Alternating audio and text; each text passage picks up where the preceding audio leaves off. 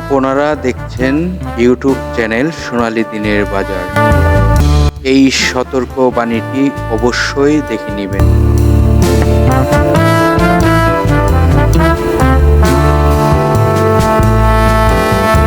সম্মানিত বিনিয়োগকারী ভাই ও বোনেরা, আপনারা ইতিমধ্যে আজকের ভিডিওর টপিকটি ফলো করেছেন।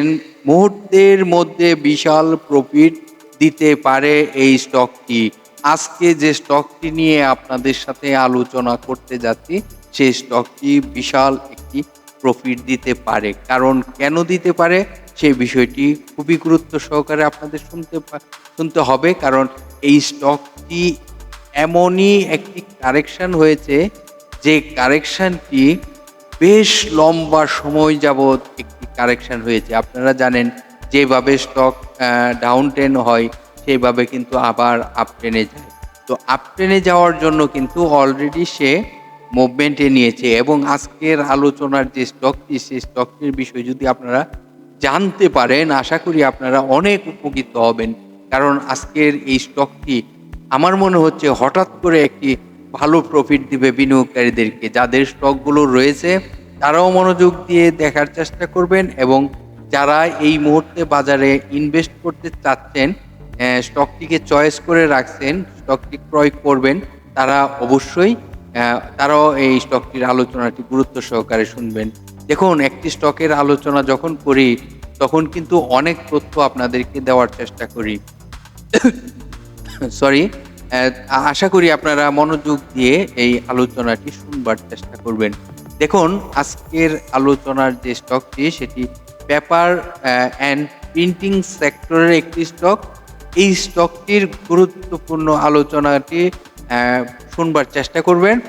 যে কোম্পানিটি নিয়ে আজকে আলোচনা করতে যাচ্ছি, সেই কোম্পানিটি গত ক্লোজিং প্রাইস ছিল, গত যে আমাদের মার্কেটের ট্রেড ছিল সোমবারে, সেই ট্রেডে তার ক্লোজিং প্রাইস ছিল ৩৬ টাকা ৬০ পয়সা, এবং এই কোম্পানিটির সম্পদ মূল্য রয়েছে ৭৮ টাকা ২৭ পয়সা। এই কোম্পানিটি জুন ক্লোজিং একটি কোম্পানি, এবং এই কোম্পানিটির ৩টি আর্থিক প্রতিবেদন অলরেডি প্রকাশ করা রয়েছে, যেখানে ফার্স্ট কোয়ার্টারে আয় রয়েছে ৯৩ পয়সা, সেকেন্ড কোয়ার্টারে আয় রয়েছে ৫২ পয়সা, থার্ড কোয়ার্টারে আয় রয়েছে ৩৬ পয়সা। তো মোটামুটি আয় কিন্তু ভালো হচ্ছে, এবং এই কোম্পানিটির টোটাল শেয়ার সংখ্যা রয়েছে ১৭ কোটি ৩৮ লক্ষর মতন, এবং পাবলিকের হাতে ৪ কোটি ৩১ লক্ষর মতন শেয়ার সংখ্যা রয়েছে। এই স্টকটির আরও বিস্তারিত আলোচনা আপনাদের সামনে প্রকাশ করব, ধৈর্য সহকারে শুনতে থাকুন। দেখুন, এই কোম্পানিটি বিগত ৫২ ওয়ার্কিং ডের মধ্যে ৩৩ টাকা ২০ পয়সা সর্বনিম্ন প্রাইজে আসে, এবং সর্বোচ্চ প্রাইস হয় ৭৯ টাকা ৮০ পয়সা পর্যন্ত। এই কোম্পানিটি পূর্বে আমি বলেছি পেপার অ্যান্ড প্রিন্টিং সেক্টরের একটি স্টক, এবং এই স্টকটির বাংলাদেশ পুঁজিবাজারের তালিকাভুক্ত হয়েছে ২০১৮ সালে। এই কোম্পানিটি এক ক্যাটাগরিতে তার লেনদেন চলিতেছে। এই কোম্পানিটির বিষয়ে আরেকটি যে বিষয়গুলো আপনাদেরকে সবসময় আমি প্রকাশ করার চেষ্টা করি, যেটি স্টকটির শর্ট টাইম এবং লং টাইমের লোন রয়েছে কিনা। তবে আজকের আলোচনার যে স্টকটি, সেই স্টকটির নামটি প্রকাশ করি। আজকের আলোচনার যে স্টকটি, সেটি ছিল বসুন্ধরা পেপারস মিল লিমিটেড। এটির সংক্ষেপের নাম আপনারা সকলেই জানেন, BPML। এটি হলো সংক্ষেপে তার নাম। আচ্ছা, এখন যে আলোচনাটি আপনাদের সাথে করতেছি, এই কোম্পানিটিকে শর্ট টাইম এবং লং টাইমের জন্য লোন রয়েছে কিনা। হ্যাঁ, এটি শর্ট টাইমের জন্য একটি বিগ লোন রয়েছে, এবং লং টাইমের জন্য একটি বিগ লোন রয়েছে।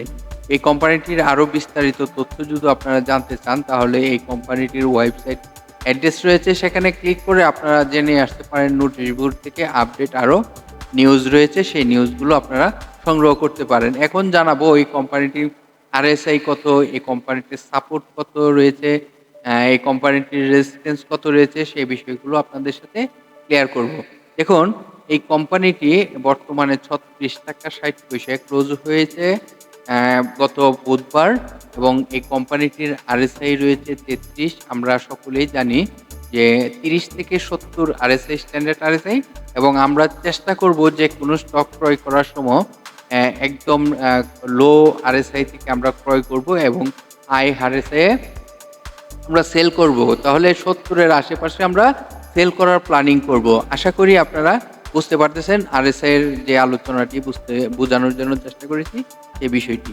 তো আরএসআই রয়েছে ৩৩, এই বসুন্ধরা পেপারস মিল লিমিটেড কোম্পানির আজকের আলোচনার তার আরএসআই হলো ৩৩। আমি আবারও বললাম, এই কোম্পানিটি আমরা যদি তার সাপোর্ট কোথায় জানতে চাই, দেখুন এখন যে প্রাইজে রয়েছে, এই প্রাইজের আপাতত এখন এই স্টকটি আর ডাউন টেনে আসবে না, কারণ এই স্টকটির যে প্রাইস কারেকশন হয়েছে, বিশাল কারেকশন হয়েছে।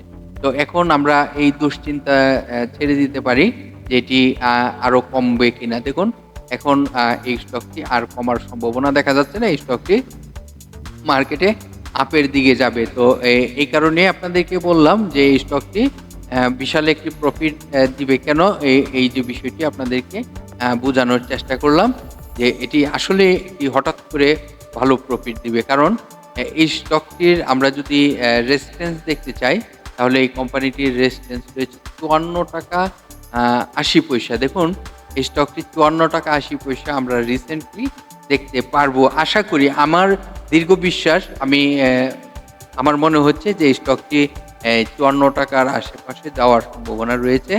তার আগে একটি ছোট্ট রেজিস্ট্যান্স রয়েছে যেটি আমরা ফলো করতে হবে। কত? ছোট্ট যে রেজিস্ট্যান্সটি রয়েছে এটি হলো ৪৫ টাকা ৯০ পয়সা।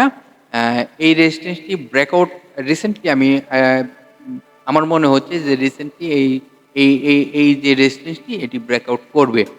এই রেজিস্ট্যান্সটি ব্রেকআউট করে কিন্তু ওই যে ৫৪ টাকা সামথিং যে বললাম, এই রেজিস্ট্যান্সে যাওয়ার সম্ভাবনা রয়েছে ৫৪ টাকা ৮০ পয়সা।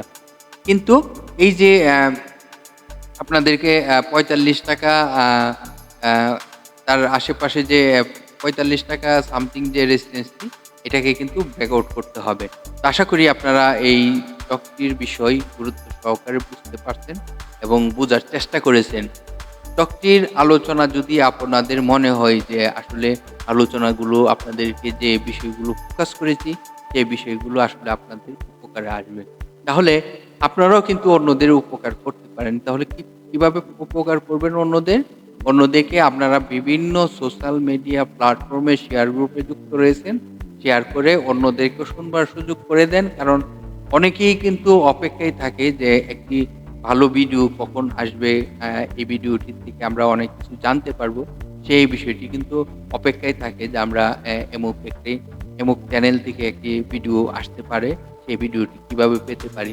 তো এটি আপনারা সহযোগিতা করবেন। আপনারা যদি বিভিন্ন সোশ্যাল মিডিয়া প্ল্যাটফর্মে শেয়ার গ্রুপে যুক্ত থেকে শেয়ার করে দেন, তো অন্যদেরকে উপকার করাটি আমি মনে হয় যে সবারই ভালো।